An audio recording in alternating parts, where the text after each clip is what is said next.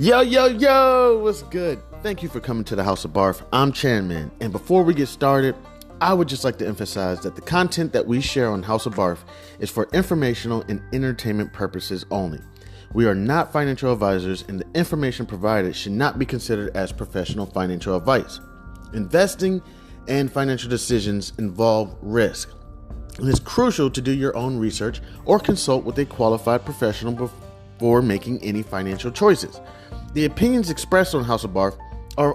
are of our own and do not reflect the views of any organizations that we may be affiliated with.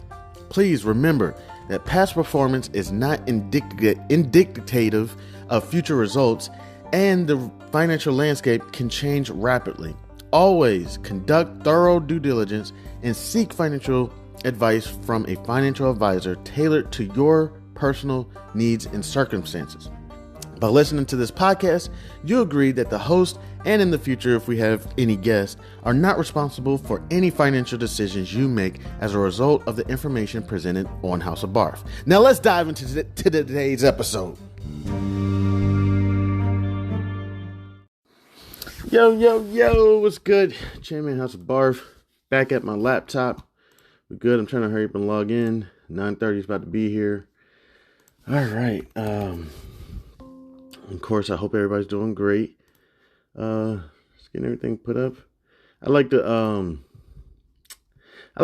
try to share opening bell with y'all. You know what I'm saying? And seriously, we're really going to get back into the research of House of B.A.R.F. because that's really what it's about. Again, starting a new year off. If you haven't came across House of B.A.R.F., House of B.A.R.F. is the acronym stands for Business, Accounting, Regulation, and Finance. It does have a play on words. Considering if I do get this thing up and popping, which I may try to actually put a little bit more energy into House of B.A.R.F. This year by actually doing research prior to or something. I don't know, actually putting something together before I hop on. I really don't want to do that. I really try to just keep it as authentic as possible. But we'll see how we change things coming up into the new year. I just may keep it the same as it is. Let me go ahead and get up CNBC, see what they're talking about. Let me see what the Schwab Network talking about first. Investor checking. The checking account. All right, they're on commercial break. Let me see what they're talking about. Okay, they're on commercial break as well. All right, so we're going to get this pulled up. It looks like opening bell is no more than a minute and a half away. It's approximately 9:28 Eastern Standard Time, January 4th, 2024. Let me get all this put up. So yeah, a few topics that I definitely do want to touch on going into the new year. Definitely tightening up on fundamental analysis.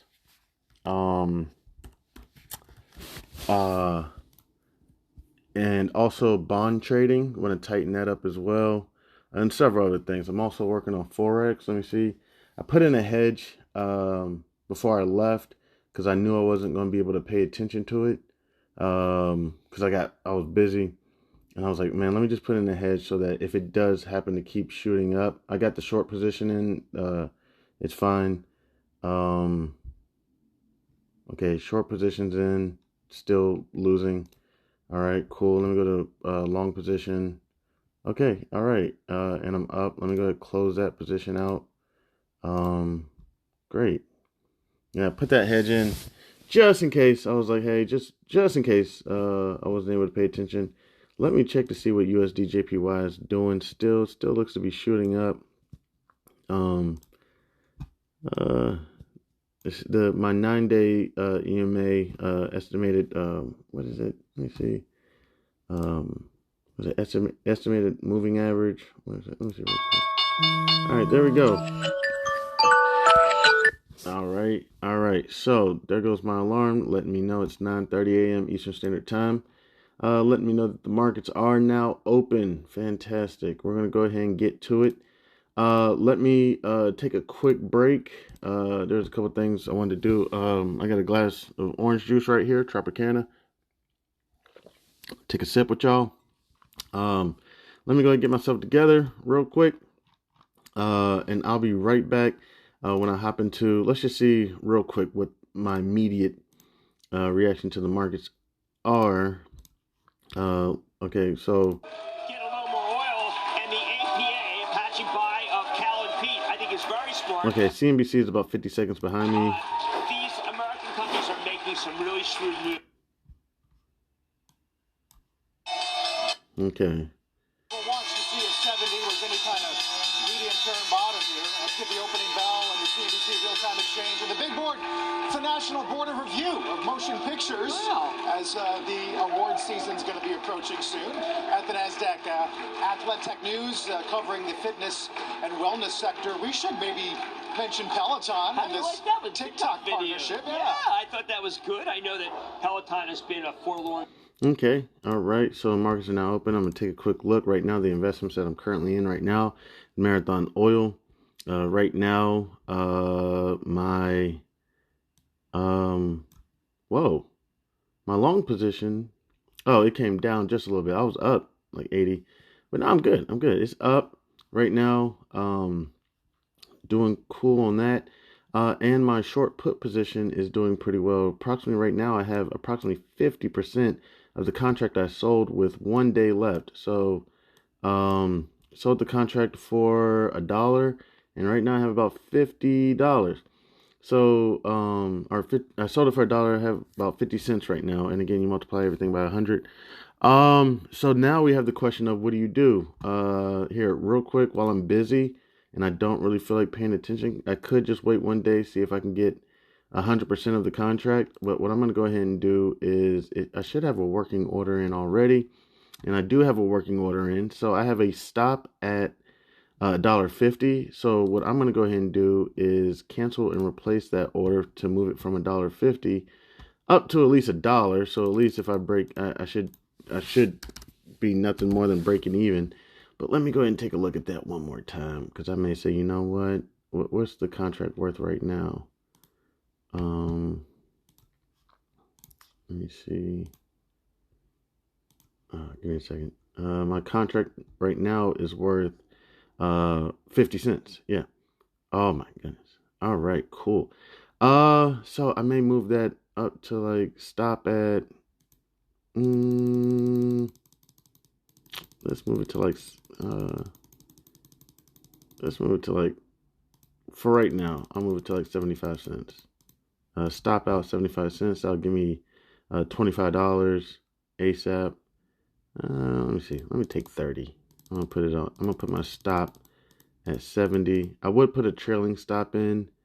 I may do that in a second, but let me go ahead and I'll take the 30. You know what? I'll take 40. I'll put it at 60. Yeah, I'll put it at 6. Let's do 65.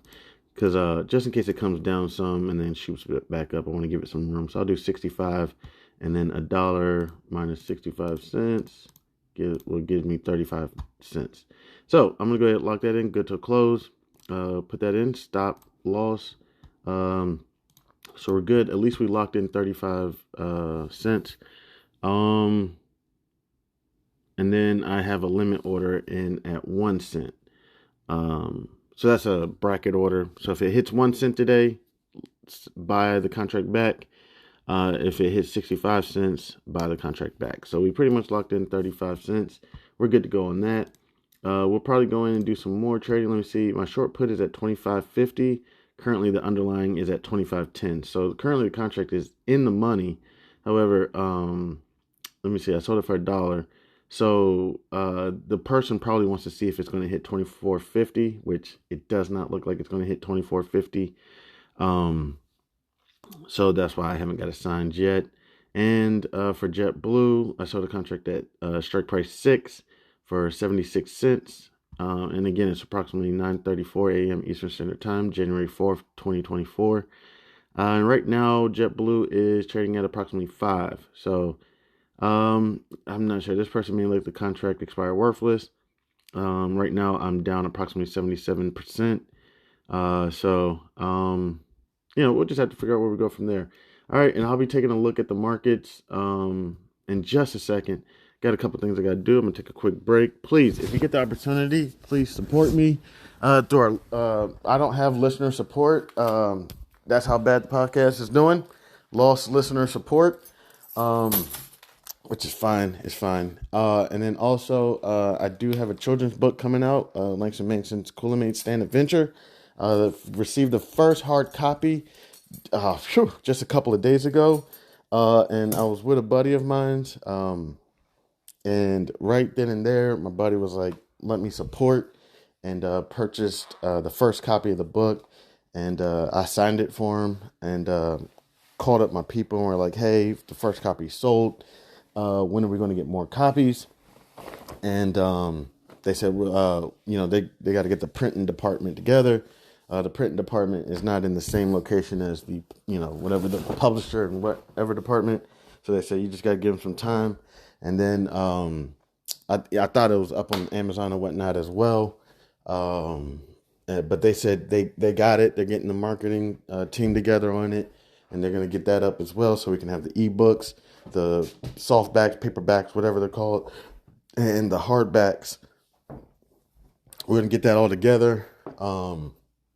Hitting these accomplishments is crazy because,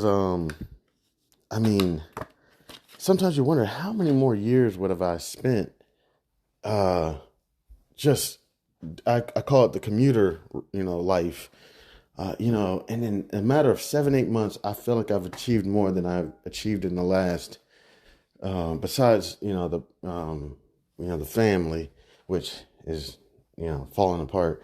But besides that, if nothing would have shaked up, I probably wouldn't have rocked the boat. I probably would have just kept the course, stayed the course, stayed cool, paid the bills on time, whatever. But it's really cool. So let me take a quick break. I'll be back. Thank you so much. This is Chairman, House of B.A.R.F. Introducing the Listener Support Program, fueling the future and quality of House of B.A.R.F. Dear loyal listeners, at the House of B.A.R.F., we strive to bring you the most engaging, informative, and entertaining content every day into the world of business, accounting, regulation, and finance. We strive to provide you with expert knowledge, practical tips, and thought-provoking discussions to help you excel in your financial endeavors. We are dedicated to fostering meaningful conversations, sharing valuable insights, and creating a community of like-minded individuals who are passionate about business, accounting, regulation, and finance. Producing high-quality content requires dedication, resources, and effort from a talented team of me, but in the future, hopefully I'll have a team. That's why we are excited to introduce our Listener Support Program. This initiative allows you, our cherished audience members, to play a pivotal role in shaping the future and the content and assuring House of B.A.R.F's sustainability. In the future, becoming a supporter, you'll be able to enjoy a range of exclusive benefits. Benefits that I'm hoping to be able to bring eventually: early access to episodes, access to episodes that are not, public, that are not accessible to everyone, possibly even create better content. And then all those mistakes I make, maybe I'll put them in a separate episode. You'll be able to get some behind the scenes stuff, and other exclusive things such as merchandise. Possibly I have, a children's book coming out, may be able to offer that. Your support goes directly towards enhancing the quality of our content, expanding our reach, our research, and investing in new resources and technology to bring you even better experiences. Your contribution will help us continue to deliver thought-provoking discussions, captivating stories, and insightful I didn't mean to say that. Maybe in the future, may possibly interview someone that will keep you engaged and inspired. Join us in shaping the future of House of B.A.R.F. by becoming a supporter today. Your generosity empowers us to keep our conversations alive and ensures that we can contribute to provide valuable content to audiences around the United States, and hopefully in the future of the world. To support us, simply visit podcasters.spotify.com. Then you can get to House of Barf. Also, it is on Spotify. And support this podcast and become a supporter. And choose a membership tier that aligns with your preferences. Every contribution, no matter how small or how big, makes a meaningful impact and is deeply appreciated. Thank you for being an essential part of our journey. With your support, we can reach new heights and create content that truly resonates with you, our incredible listeners. God bless. Happy listening. I'm Chanman. This is House of Barf. Again, if you would like, you can visit podcasters.spotify.com/pod/show/Chan-man7. And you can go to support this podcast and become a supporter today. Thank you. You can also reach me at c287gph@gmail.com. Thank you again. You have a wonderful day. God bless.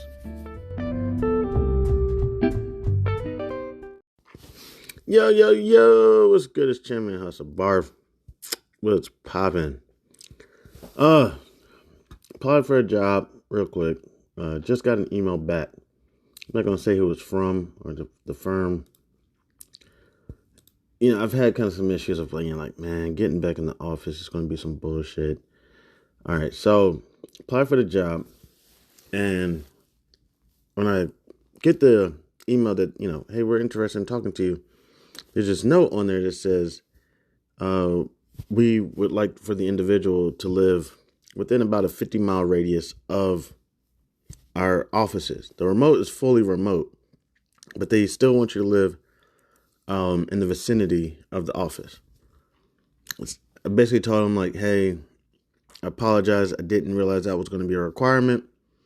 And then they wrote me back here real quick. Hey, Chandler, thank you for reaching out. I noticed your location, but there have been some applicants that expect to move if offered the position. This role is fully remote, but the residency is required within 50 miles of one of our sites. If you aren't able to meet that requirement, this role isn't a good fit for you. I was like, I don't know. I was kind of like, that just sounds like an office response to me. I'm sorry. It's just those office responses just rub me in the wrong direction. I don't know. It could just be me. I know I'm a very sensitive individual. And I just wrote back to him like, I'm sorry, I'm not going to be able to meet those requirements at this time. And it's not just because, and trust me, the role, no offense, it was not going to pay that much. I'd probably say, probably like, no offense, and I'm not saying that this isn't a lot of money, but probably no more than like 60 is very entry level role. And I was going to do it as long as it was remote. I was like, I do need to start working, and bills are just piling up every day. So I need to start working. But just to let y'all know, it's not that I can't move, but I'm kind of in a position where I really can't move right now. It's just I've expressed it before. It's like some legal issues I got going on. It's some garbage. So it's not that I can't. It wouldn't be in the best interest of me and my family right now for me to be moving around until we get some situations figured out. And then, oh hell yeah. Yeah, then once things are figured out, then yeah, we can do what it do, whatever works out. So, looking at the Forex, it's doing okay. Doing pretty well. Let me see. Looking at my short position right now, I'm naked, short. I'm not sure, but I think I may see a small pullback. Nothing too crazy. Right now, again, I'm looking at USD JPY. Really just sticking with that right now because, I don't know a whole lot about Forex, so I'm not going to try to attack it and go crazy. So I'm kind of just sticking with USD JPY, just kind of get the feeling for it. if you ever trade stocks, you'll notice, oh my gosh, that's another bill collector. Oh gosh, all these bills. It's all good. I'm gonna have to figure something out. So if if you trade some stocks, you notice that one stock may trade like this, ABC stock trades like this, XYZ stock trades like that, like a lot more volatility, craziness, and whatnot. So I still have to figure out these other currency pairs and how they trade, but I'm trying to get a feel just for the Forex market. I understand, it's the same concept as everything else: buy low, sell high, buy low. But that's almost like saying all women are the same, or all, it's like generalizing something. You know what I'm saying? You have to find, wow, this huge red block just came out of nowhere. It's approximately 10:02 a.m. Eastern Standard Time. That was crazy. It's wondering, are the sellers going to hold it? It doesn't look like they're able to hold it. The body is getting shorter. And the only reason I was like, wow, was because I had a long position in and I closed it, just hedging it. Just, I was a little busy and I was like, man, just in case this thing shoots up, let me go ahead and put a hedge in. And I ain't gonna lie, I put in another hedge position in, and lost a couple dollars. But yeah, I'm naked right now, short. And I'm down approximately 370 pips, and I was just down about 380, and this huge red block came out of nowhere. But yeah. Supposedly another company that I'm applying for has a great culture.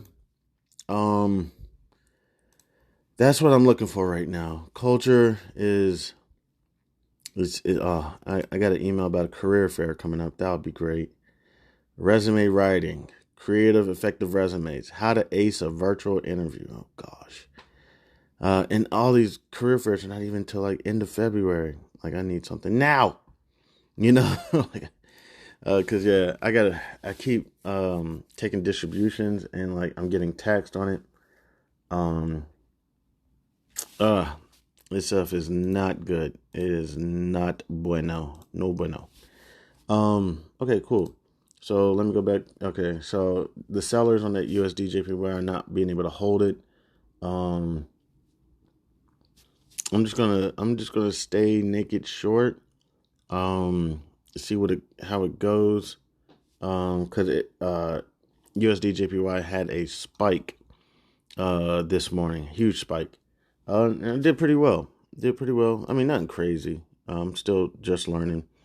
But I was able to get out of my long position at a positive. Now, am I making the $400, $500, $800 that I could have made if I would have, did everything correctly? No. I'm making $10 here, $20 there, $30 there, $60 there, taking a loss of $10 there, taking a loss of $20 there. So I'm still just learning. I will say though,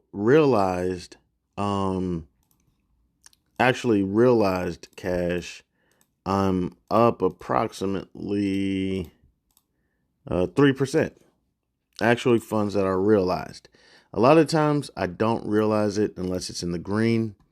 But I've taken some licks. On the short position, I'm actually down. Let me see. I'm down about 2%. So yeah. I'm just chilling. The sellers are holding. I'm down approximately about 365 pips, 367, 368. Whoa, those sellers are holding. So I'm gonna leave that short position alone.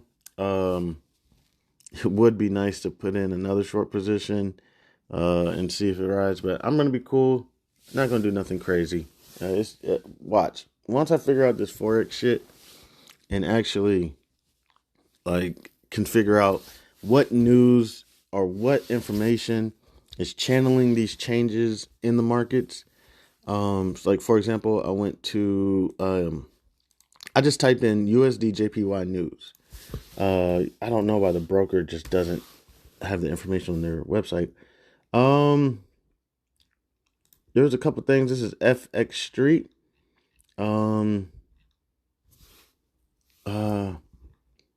Let's see. But I was reading it earlier, and they were just talking about some news that the Japanese yen weakens to a near 2-week low against the U.S. dollar on Thursday, though a combination of supporting factors helps limit any further losses. I don't know. Wait one second. Let me look for another. Let's go to forex.com, see what they're talking about. I ain't gonna lie. I'm not huge on grammar or whatever. I'm not saying I'm an expert, but I saw a couple of missed typos, and I was like, wait a minute. But let me see. Article on forex.com written by Matt Weller. I wonder if there's any relation to this spirit.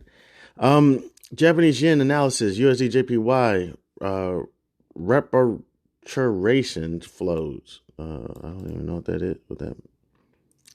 Let me see. I gotta Google that one.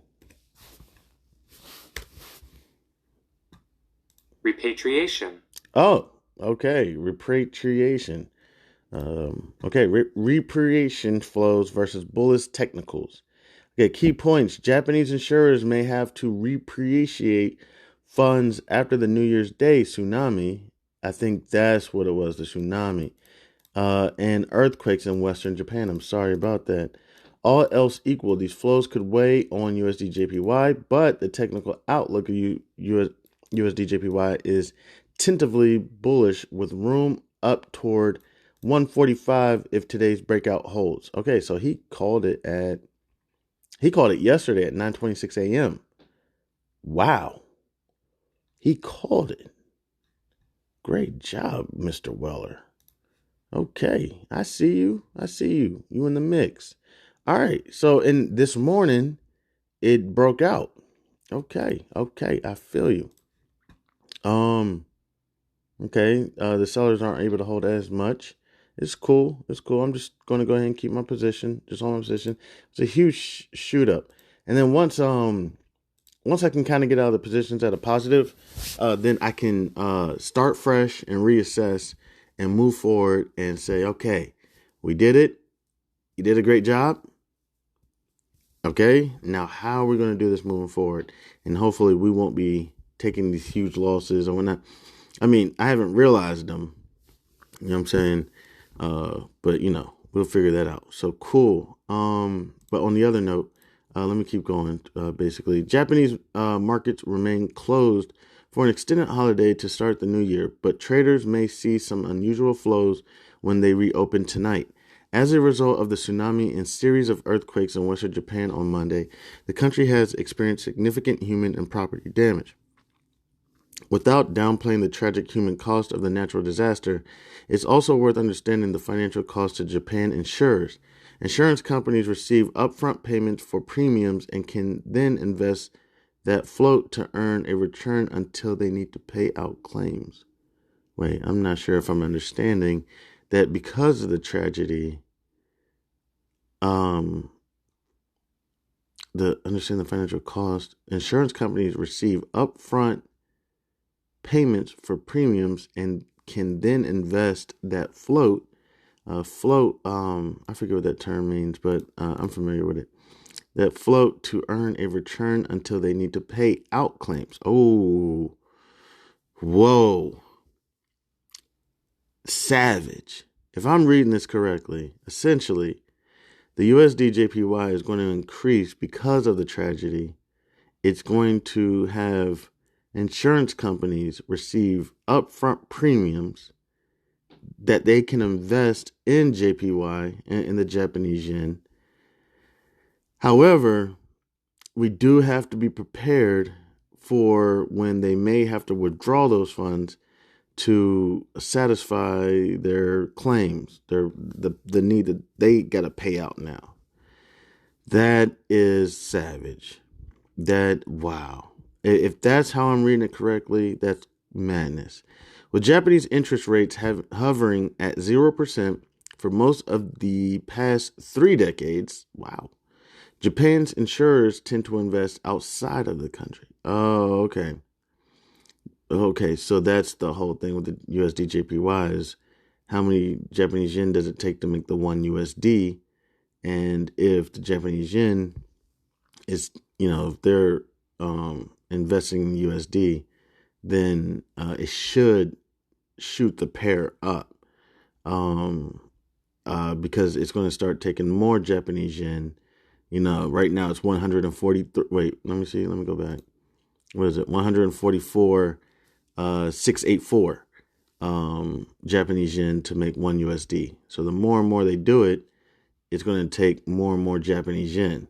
It's going to take 145, then 146, then 147, all the way up until the point where people say, okay, it's getting ridiculous. It's costing us way too much to have to convert our Japanese yen into the USD. And then you'll start seeing it come down, and then not to mention all the payouts that they're going to have to do and whatnot. I'm still figuring out this Forex thing. All right. Sam, and let me see real quick. But when there is a big natural disaster, they have to repatriate their funds, sell foreign assets, often U.S. bonds, and buy back yen, which is going to send it down. If I'm correct, the pair, because they're going to be selling off their USD, buying back the yen. If I'm correct, I'm not sure. Some analysts are speculating that these repatriation flows are contributing to the uptick in U.S. bond yields, drop in bond prices to start the year. So it looks like they're saying that this may go up to like 145. Let me see. Last thing real quick. Despite the potentially bearish implications from repatriation flows, USD JPY's chart is showing signs of churning higher after spending the last 7 weeks of 2023 in a clear downtrend. The first sign of potential reversal emerged late last week when USD JPY failed to break definitively below the previous trend low of 141, forming a bullish divergence, which its 14-day RSI in the process. For the uninitiated, a bullish divergence occurs when an asset makes a lower low in its price, but a momentum oscillator makes a higher low. This combination signals something bullish, that selling pressure is waning and is often near a near-term low in the market. Since we flipped our calendars to 2024, we've seen USD JPY rally yesterday and extend its gains so far today, with rates currently peaking out above the bearish trend line that has capped the pair since mid-November. A close near current levels would open the door for a bullish continuation to start the new year, with potential for an initial rally towards previous support resistance at 145 next. Written by Matt Weller, Global Head of Research. Follow Matt on Twitter at MWellerFX. Okay, Matt. Well, I have to commend you. I don't know. He's been kind of right. That's crazy. That's crazy that technical analysis really runs Forex compared to what actually is going on. Because if I'm correct, if if they're pulling out of the USD and putting it into the yen, would that bring the USD JPY pair down? And if they were purchasing the USD, it would bring it up, the pair up. I'm not sure, but regardless of all that, just based on it not reaching lower lows,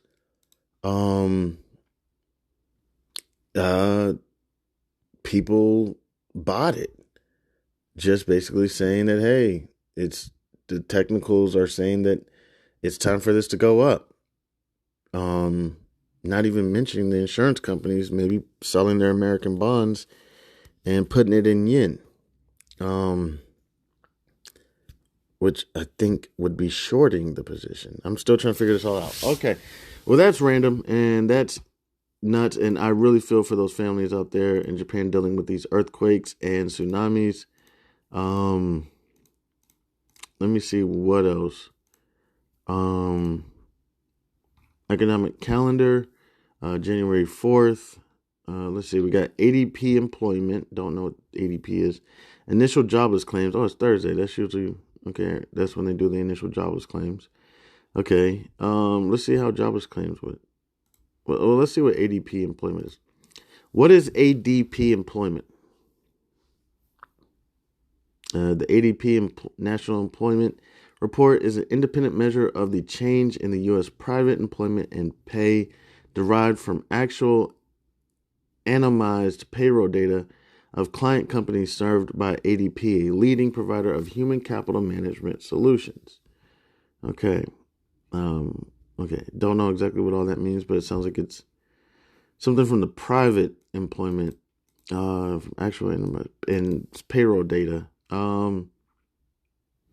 Let's see if we can see what the report did. Private employers added 164,000 jobs in December. Job gains rose for the fourth straight month, led by a health bump in leisure and hospitality hiring. Construction held strong in the face of high interest rates, but manufacturing continued to struggle, noting another month of loss. We're returning to a labor market that's very much aligned with pre-pandemic hiring. While wages didn't drive the recent bout in inflation, now that pay growth has retreated, any risk of wage price spiral has all but disappeared. Neela Richardson, chief economist of ADP. Okay. So it sounds positive, if I'm correct. I'm not sure. I don't want. Again, I'm doing research and I'm learning. Now we have the initial jobless claims report. Let's see. The initial jobless claims report. Let me do something real quick that may make this a little bit easier. I'm going to go to iHeartRadio and I'm going to Bloomberg Radio, where we give the news 24 hours a day.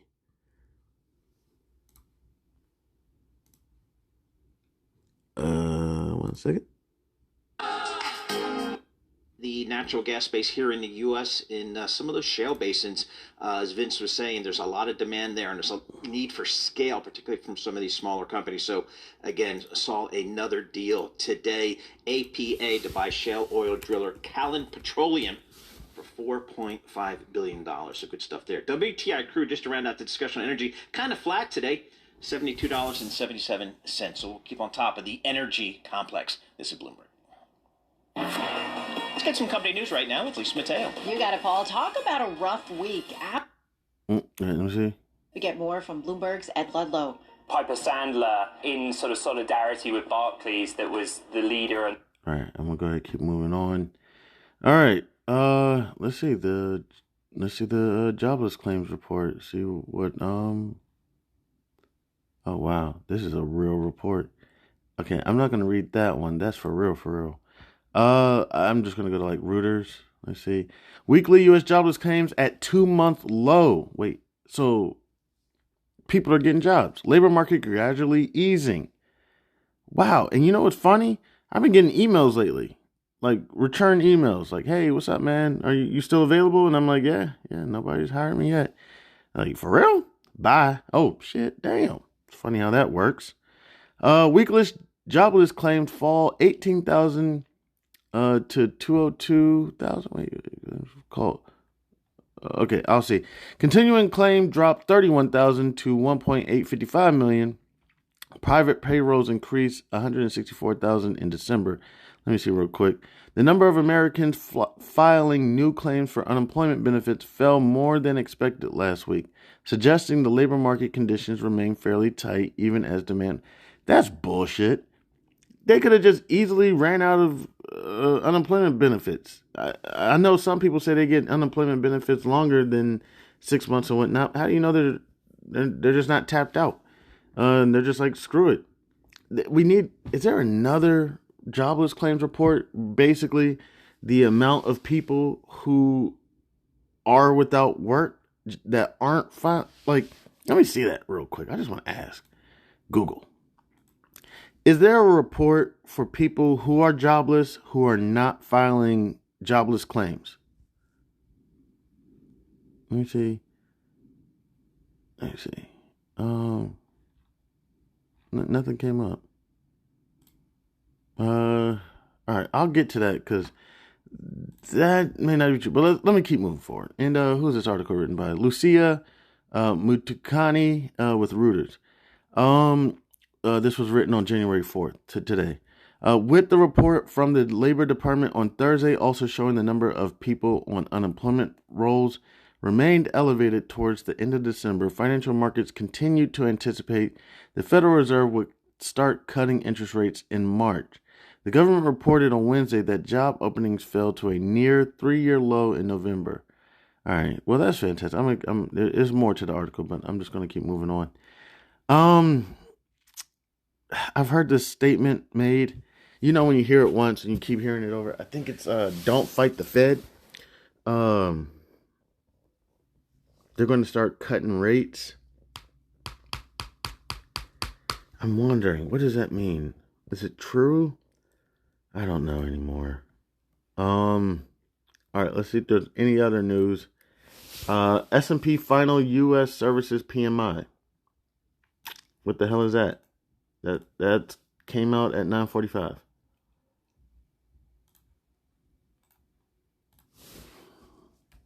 All right, give me 1 second. I'm just All right. What is the S&P U.S. Services PMI? The S&P Global Services Purchase Managers. Oh, that's what it's Purchase Managers Index. I've read about this before. Released on monthly is a leading indicator gauging business activity in the U.S. services sector. All right. Well, then, how did it go? Let's see. And I don't know how to read these reports.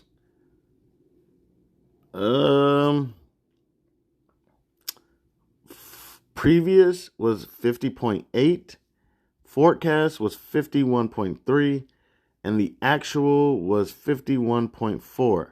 The service PMI released and published monthly by the Market Economics, market with the I instead of the E, or is it Marquette? The data are based on surveys of over 400 executives in private sector service companies. The surveys cover transport and communications, financial intermediaries, business and personal services, computing, IT, hotels, and restaurants. An index level of 50 denotes no change since the previous month, while a level above 50 signals an improvement, and below 50 indicates a deterioration. A reading that is stronger than forecast is generally supportive, bullish, for the USD, while a weaker than forecast reading is generally negative, bearish, for the USD.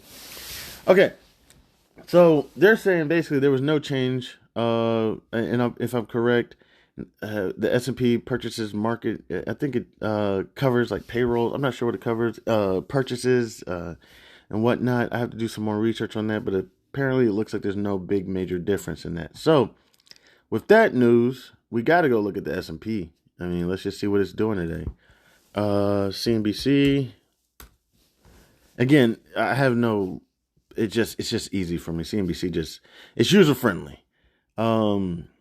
Is up 0.21%. So people are okay. Private payrolls added 164,000 in December, beating expectations. Okay. So,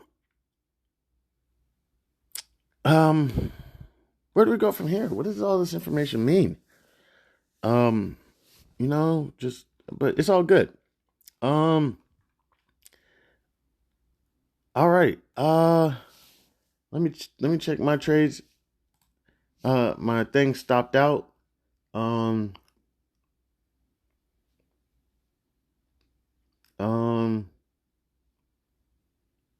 Did I do something wrong? I'm not sure if that stopped out correctly. But it looks like it stopped out. Let me see. JetBlue. What the hell? I'm making sure that this thing didn't stop out incorrectly. Because I did make it a market trade. And sometimes that's why you got to be very careful with those stop orders that are market trades. Because, again, it's a market. The next order may not be what you wanted it to be. And I hope this thing doesn't tell me I took a loss. Because that'd be some bullshit. Because I could have easily just got assigned. I'm trying to lower my cost basis in the first place.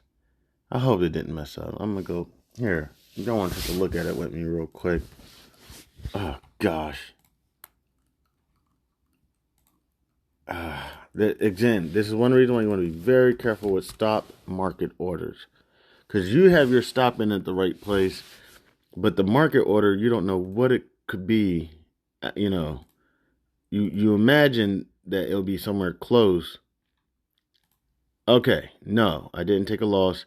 Didn't get the gain I wanted, though. But didn't take a loss. Okay, cool. I was expecting to make approximately, what was it? It was $1. I believe, I can't remember. I was expecting to try to get 35 cents out of it. So that would have been about 35%. Ended up getting 15%, which is fine. But that's how hell of a difference a market order could make. Because I could have easily just put it as a limit order, a stop limit, or a trailing stop or something. I don't know. And say, okay, stop here, but don't sell any lower than this much. And that would have more solidified my $30%, my 30%, whatever. When you do the market, the thing, especially sometimes I think with contracts, they can just jump all over the place. But it's all good. Okay. Let me see. Anything else? JetBlue. I got the put at strike price 6. Currently, right now, it's at underlying market's at 510. I'm surprised I have not got assigned. I don't know why they haven't assigned me yet. It's cool. I'll collect the premium if they want me to. That's the same thing I would have did with MRO. I would have just collected the premium if they wanted me to, but it's all good. Yeah. So for example, I'm down on the the JetBlue contract, approximately 65%. So I sold the contract for 76 cents, and I'm down approximately 64 cents. But even if I went down, I mean, it's let's say I went down all the way to 76 cents. Let's say this contract is worth $500. It doesn't matter to me. I'll just I'll collect the premium and get assigned. And then what that'll do is lower my cost basis. Right now, my cost basis is at $7.76 per share, and that will lower my cost basis prior to, I don't know, let me do it one more time. $7.76 plus $6 equals $13.76 divided by 2. That should give me a cost basis of approximately $6.88. It'll bring it down, and then I'll go in there and try to sell another contract. If I want to, we could take a look at the contracts right now for JetBlue and see if there's any good ones out there right now. Expiring tomorrow, there is nothing. So I could even sell a contract, and it doesn't matter. Even if there's no buyer. So for example, let's say you gotta, like, what do they say? Closed mouths don't get fed. You gotta put contracts out there. So JetBlue, like right now, I'll say, look, if you want, come get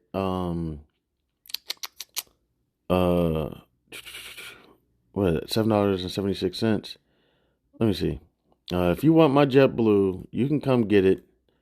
What's a good price? Let's say $10 minus $7.76 equals $2.24 times let's say 100. That'd be $224. Yeah, It's okay. All right, but there's nobody buying this contract. But let's say I put it out there, right? $10, strike price $10. Um, I'm gonna sell it for um, I'll sell it for what's a good amount? You think $1? Somebody wants it for $1, so then I can get $1. Then I can get the two something. That'll be 300. That'd be pretty good. I'm gonna go ahead and put it out there for 99 cents. Not saying anybody's gonna get it, so I'll sell one contract. Remember, you got to multiply by 100 for 99 cents, and I'm gonna make that good till close. You want it? Come get it. Boom. Send it off.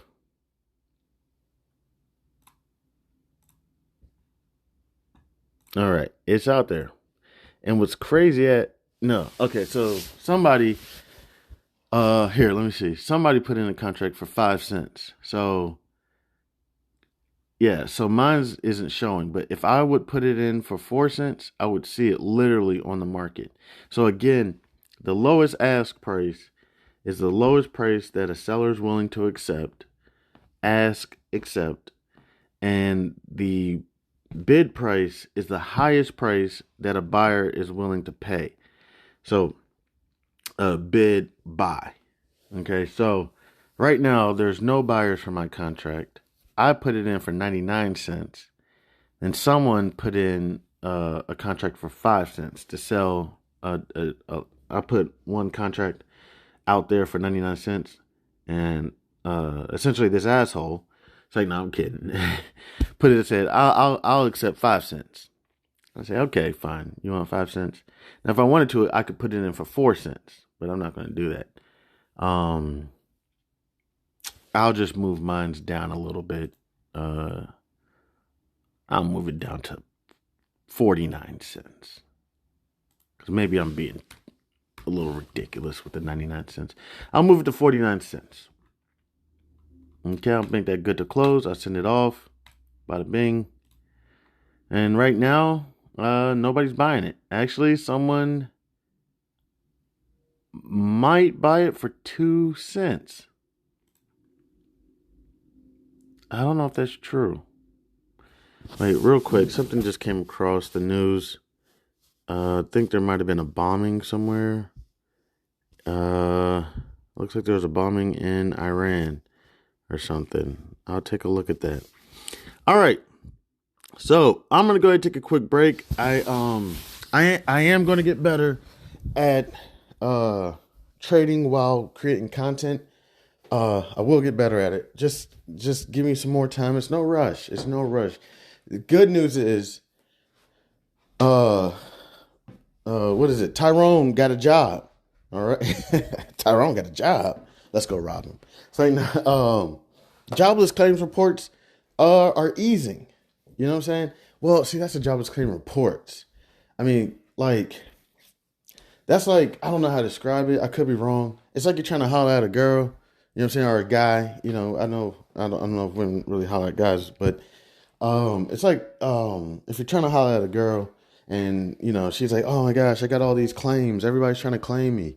You know what I'm saying? And then eventually people just, you know, it just cools down. It's not necessarily that we still don't want to holler at the girl. It's just, I shot my shot and I keep bricking. And eventually you just say, you know what? I'm just going to stop filing claims and I'm just going to move forward. Or I've exhausted my claims and, you know, I'm tapped out and I'm just going to keep moving forward. You know what I'm saying? It's not that I found a job, or it's not that I'm not interested in the young lady, or the geriatric lady. It's just that I'm tired of filing claims. I'm tired of it. Doing the whole other business. I got it weekly. I got to keep applying for jobs. I've applied for every company. Now I'm just going in a circle and just going back around, applying for the same jobs. I'm going to the interviews. And also, I need to do it too. The unemployment office. Some of these names out here got to be revamped. Like savings account really should be called settlement. Because if you tell people you're just settling your funds here, what does that give them the idea that they're doing? It gives them the idea that means they're just supposed to settle their money here until when? Until further notice. When you put savings account on a settlement account, what does that get people to do? That gets them to get the notion that I'm supposed to use this account to save my money. Look at the savings account. What's on there? 0.00001%. You know what I'm saying? Like, come on. Like, why am I lending my money to this? That's why it should be called your settlement account. But whatever, here and there, she say, who say, I don't know. The unemployment office. It's truly the unemployment office, but it's not just for unemployed people. The office is amazing. I haven't been to the one in Maryland. I went to one in another state. It was fantastic. And there were so many people in there who were employed, but they were looking for other opportunities, and they wanted to sit down with an interviewer and just talk. And then you know what ended up happening? Some people brought in some board games. They weren't even going over their resume or nothing. And I was like, is this normal? They're like, yeah, people come in here all the time just to hang out. They want to be in the right environment. They just want to be in the right environment. And when they're done with their board game, they may want to just come over and sit down with us and go over their resume and go over interview questions and how to respond to them. And these people got jobs. I was in there with no job. I ain't had no job. So that's what brought me to the unemployment office. And I remember the interviewer even said, when I got my job, the interviewer came to me and was like, hey, I want to let you know, keep coming back, man. It was a good experience. Like, yo, keep coming back. Don't feel like just because you got your job, it's over now. You can keep coming back to the unemployment office and we can sit down and we can still go over your resume, because resumes change yearly. If you talk to an interviewer, like a resume writer, they can tell you like what year your resume is. Maybe I'm exaggerating a little bit, but they can say, yeah, oh, you put you put your employment at the top and your education at the bottom. Yeah, we haven't really done that since like 2022. Now what people are doing is, oh, you don't even got no graphs. Yeah, see, we put graphs on our resume now, or whatever it is. They can look at your resume and tell you basically what year your resume is. So even going into 2024, I got to go on LinkedIn and find out what the new resume is looking like. You know what I'm saying? But yeah, it's all good. We're going to get to it. So I'm going to get to these markets real quick and just keep my eye on them and just try to see if I can get anything done. It gets real difficult. You know what I'm saying? It's just a whole lot going on, but God is good. And we're just going to keep moving forward. God bless. And trust me, I know I'm a hypocrite, with the attitude and all the stuff I'm doing. Trust me, I'll have to deal with that with my maker. You know what I'm saying? I'll take care of all that. But God bless. Thank you so much for anything and everything that y'all do. And to everybody who's decided to stop by, I have noticed due to my analytics, I have lost a bunch of listeners. A bunch of them just fell off like ASAP. But I'm not mad at all. The holidays were here. People probably are not sitting around listening to podcasts all day. It's all good. It's all good. We're moving forward. We're doing well. Thank you again. I'll be back in a little bit. I just want to get focused real quick. I got to dive in, so I can get a feel of the market. You know what I'm saying? Like, for example, real quick, yesterday I dozed off. When I woke up, I didn't even try to trade. Let me think. I didn't even try to trade. I just was like, you know what? Because I lost the feel. You can't just wake up out of a nap and try to hop into the market and just immediately be like, oh yeah, I know. I can do anything. I can do it all. Nah. I don't know what the flow of the market was. So I was like, you know what? I lost it. I literally dozed off at like 9:30 a.m. Woke up at like 12:30 p.m. And I was like, you know what, Chan, today is just one of them days. We're not even going to just let it go and, shoot your shot again tomorrow. So yeah, I'm going to go ahead and get in here, try to get focused. I'll let y'all know if what's going on or what I did or what I'm thinking or whatever. So thank y'all again. Y'all have a wonderful day. This is Chanman, House of B.A.R.F. Blah!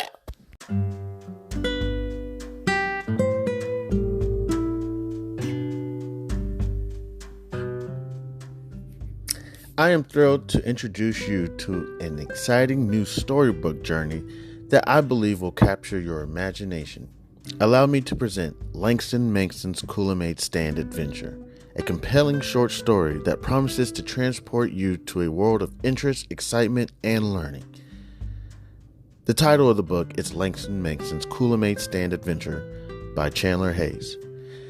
In a world of colorful imagination and captivating stories, a new children's book has emerged to empower our young minds with crucial life lessons, life skills, and financial literacy.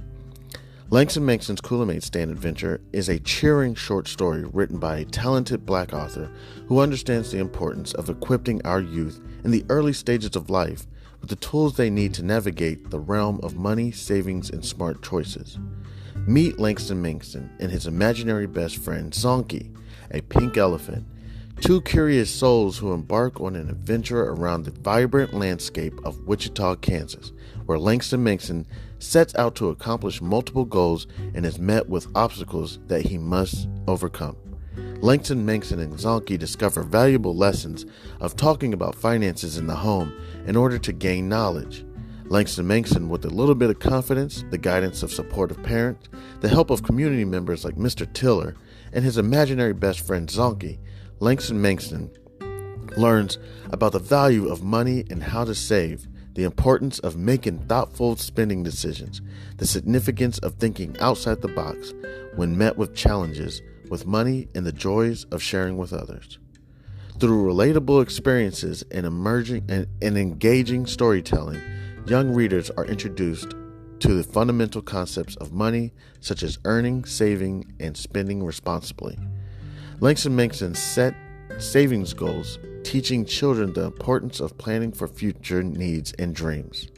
The book celebrates diversity and the different perspectives on money, shedding light on its role in different people's lives. The characters' interactions emphasize the joys of serving others, the gift of sharing, and making a positive impact in their community. The pages of Langston Mankson's Kool-Aid Stand Adventure come to life with vibrant illustrations. The colorful and imaginative visuals not only captivate young readers, but also enhance their understanding of complex financial concepts. Langston Mankson's Kool-Aid Stand Adventure is coming soon to bookstores and online realtors. It is a must-have addition to any child's library, fostering essential life skills while sparking the joy of reading. Empower the young minds in your life with the gift of financial literacy and imagination. Join Langston Mankson, Zonky, family, and friends on their extraordinary journey of running a drink stand to set them on the path of a brighter future. Your opinion means a great deal to me. I would be honored if you would consider exploring Langston Mankson's Kool-Aid Stand Adventure and sharing your thoughts. Your feedback could play an invaluable role in shaping the future of this project. If you have any questions, comments, or would like to discuss the book further, please don't hesitate to reach out to me. Your support in spreading the word about Langston Mankson's Kool-Aid Stand Adventure would mean the world to me, and I deeply appreciate your consideration. I am a passionate advocate for financial literacy. Me, Chandler Hayes, and am excited to join the community of storytellers with a background in finances. I am driven to inspire children to embark on their own adventures of learning and discovery through the power of literature. Langston Mankson's Kool-Aid Stand Adventure is a heartfelt endeavor to promote financial literacy in a fun and accessible way. As a Black author, I'm committed to providing children of all backgrounds with the tools for success, and I am proud to contribute to a more financially informed generation. Thank you for taking the time to explore this advertisement, and I look forward to the possibility of sharing this extraordinary literature adventure with you. Please feel free to contact me. You can reach me at the email c287gph@gmail.com. All right, thank you. Warmest regards. Have a great day. God bless.